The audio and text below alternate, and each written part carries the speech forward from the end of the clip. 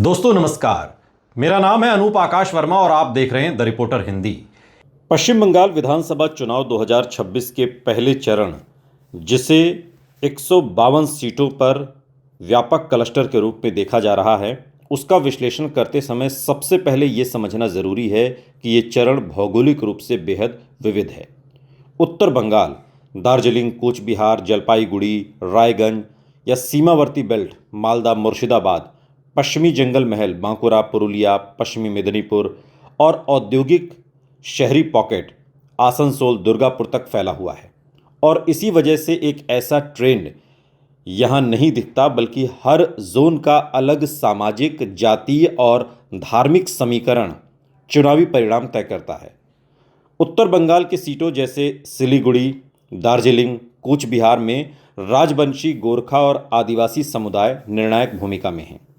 2019 और 2021 में यहाँ बीजेपी ने मजबूत पकड़ बनाई थी, लेकिन उसके बाद ममता बनर्जी के नेतृत्व में टीएमसी ने वेलफेयर योजनाओं, चाय बागान मजदूरों के मुद्दों और स्थानीय नेतृत्व को आगे कर रिकवरी की है, जिससे अब कई सीटें क्लोज फाइट बन गई हैं।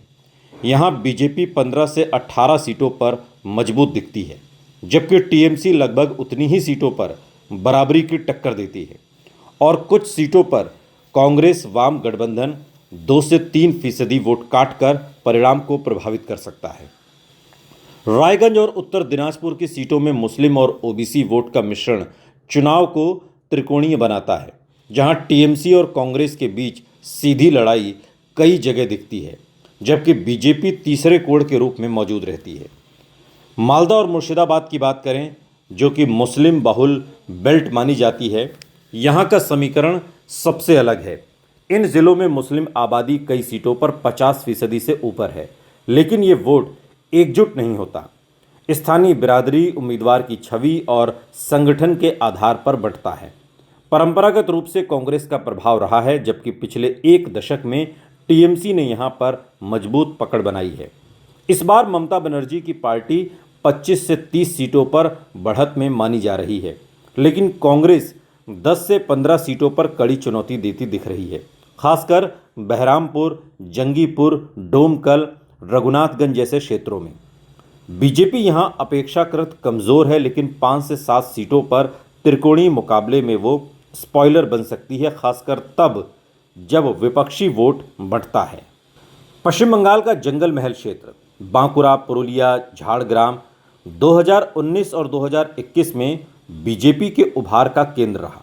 यहां आदिवासी और अनुसूचित जाति समुदायों में पार्टी ने पैठ बनाई, लेकिन हाल के वर्षों में टीएमसी ने लक्ष्मी भंडार, छात्रवृत्ति और स्थानीय योजनाओं के जरिए इन इलाकों में अपनी पकड़ फिर से मजबूत करने की कोशिश की है। यहां जातीय समीकरण में आदिवासी, महतो, कुर्मी और दलित समुदाय प्रमुख हैं। बीजेपी अभी भी 18 से 20 सीटों पर मजबूत दावेदार दिखती है, लेकिन टीएमसी 15 से 18 सीटों पर बराबरी की लड़ाई दे रही है। कई सीटों पर जीत का अंतर 2 से 4% के बीच रह सकता है। आसनसोल, दुर्गापुर औद्योगिक बेल्ट का समीकरण पूरी तरह से अलग है। यहाँ शहरी मजदूर, प्रवासी आबादी, ट्रेड यूनियन और औद्योगिक रोजगार बड़ा मुद्दा है। बीजेपी ने 2019 के बाद यहाँ अपनी पकड़ बनाई थी, लेकिन टीएमसी ने स्थानीय नेताओं, यूनियन नेटवर्क और योजनाओं के जरिए वापसी की है। आसनसोल, उत्तर, दुर्गापुर पश्चिम जैसी सीटों पर मुकाबला सीधा बीजेपी बनाम टीएमसी है, जहां टीएमसी हल्की बढ़त में मानी जा रही है, लेकिन बीजेपी का कोर वोट इसे क्लोज फाइट देता है। कांग्रेस का असर यहां सीमित है। 2 से 3 सीटों पर उसका वोट शेयर परिणाम को प्रभावित कर सकता है। अब अगर दक्षिण बंगाल के कुछ हिस्सों, विशेषकर नंदीग्राम और भवानीपुर की बात करें, तो यहाँ व्यक्तिगत नेतृत्व और हाई प्रोफाइल मुकाबला चुनावी गणित को बदल देता है। शुवेंदु अधिकारी, जो 2021 में नंदीग्राम से ममता बनर्जी को हरा चुके हैं, इस बार भी बीजेपी के सबसे बड़े चेहरों में से एक हैं। नंदीग्राम में उनका मुकाबला टीएमसी उम्मीदवार से है और यहाँ जातीय समीकरण, माहिष्य समुदाय, ओबीसी और ग्रामीण वोट हैं। हालांकि ये जातीय समीकरण बीजेपी के पक्ष में जाता हुआ दिखता है, जबकि टीएमसी महिला वोट और वेलफेयर योजनाओं के सहारे संतुलन बनाने की कोशिश कर रही है। ये सीट फिर से हाई वोल्टेज क्लोज फाइट बनी हुई है। भवानीपुर, जहां से ममता बनर्जी चुनाव लड़ रही हैं, वहां शहरी बंगाली मध्यम वर्ग, महिला वोट और टीएमसी का मजबूत कैडर उन्हें बढ़त देता है। हालांकि बीजेपी यहां भी आक्रामक चुनाव प्रचार के जरिए अंतर को कम करने की कोशिश कर रही है। कुल मिलाकर 152 विधानसभा सीटों का समग्र आकलन ये बताता है कि मुकाबला बहुस्तरीय है। उत्तर और जंगल महल में भाजपा टीएमसी सीधी टक्कर, सीमावर्ती मुस्लिम बेल्ट में टीएमसी बनाम कांग्रेस की लड़ाई और शहरी औद्योगिक सीटों पर स्थानीय मुद्दों के आधार पर क्लोज मुकाबले। अनुमान के तौर पर टीएमसी 70 से 85 सीटों पर बढ़त बनाए हुए दिखती है। बीजेपी 50 से 60 सीटों पर मजबूत चुनौती देती है, जबकि कांग्रेस 10 से 20 सीटों पर निर्णायक भूमिका में आ सकती है। कौन जीत रहा है, कौन हार रहा है का अंतिम उत्तर अभी तय नहीं हो सकता, क्योंकि इन सीटों पर 2 से 5% का स्विंग भी नतीजे को बदल सकता है।